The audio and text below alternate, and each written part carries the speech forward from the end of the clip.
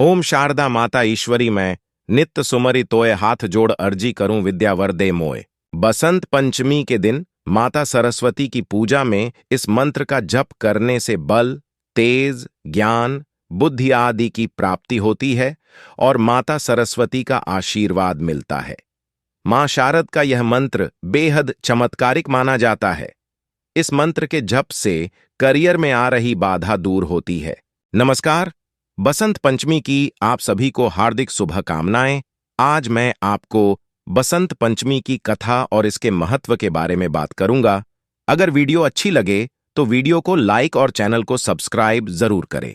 उपनिषदों की कथा के अनुसार सृष्टि के प्रारंभिक काल में भगवान शिव की आज्ञा से भगवान ब्रह्मा ने जीवों, खास तौर पर मनुष्य योनि की रचना की। लेकिन अपनी सर्जना से वे संतुष्ट नहीं थे।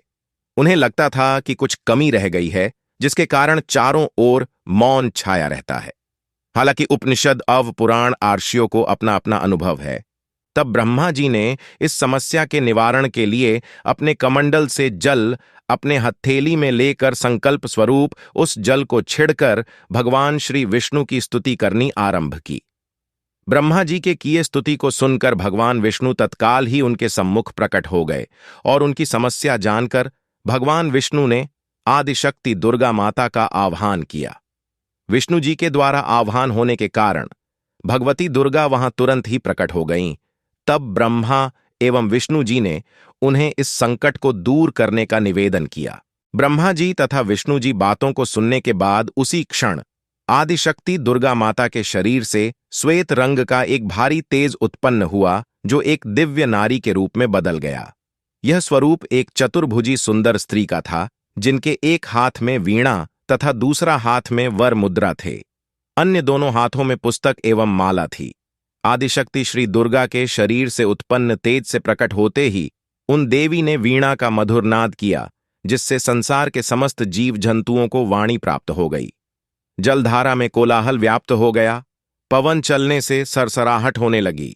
तब सभी देवताओं ने शब्द और रस का संचार कर देने वाली उन देवी को वाणी की अधिष्ठात्री देवी सरस्वती कहा।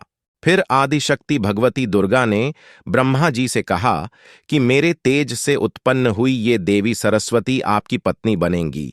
जैसे लक्ष्मी श्री विष्णु की शक्ति हैं, पार्वती महादेव शिव की शक्ति हैं, उसी प्रकार ये सरस्वती देवी ही आपकी शक्ति होंगी। ऐसा कहकर आदिशक्ति श्री दुर्गा सब देवताओं के देखते देखते वहीं अंतर्धान हो गईं। इसके बाद सभी देवता सृष्टि के संचालन में संलग्न हो गए। सरस्वती को वागीश्वरी, भगवती, शारदा, वीणा वादनी और वाग्देवी सहित अनेक नामों से पूजा जाता है। ये विद्या और बुद्धि प्रदाता हैं। संगीत की उत्पत्ति करने के कारण ये संगीत की देवी भी हैं। बसंत पंचमी के दिन को इनके प्रकटोत्सव के रूप में भी मनाते हैं।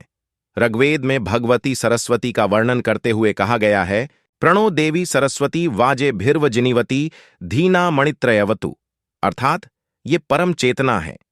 सरस्वती के रूप में ये हमारी बुद्धि, प्रज्ञा तथा मनोवृत्तियों की संरक्षिका है। हम में जो आचार और मेधा है, उसका आधार भगवती सरस्वती ही है। इनकी समृद्धि और स्वरूप का वैभव अद्भुत है।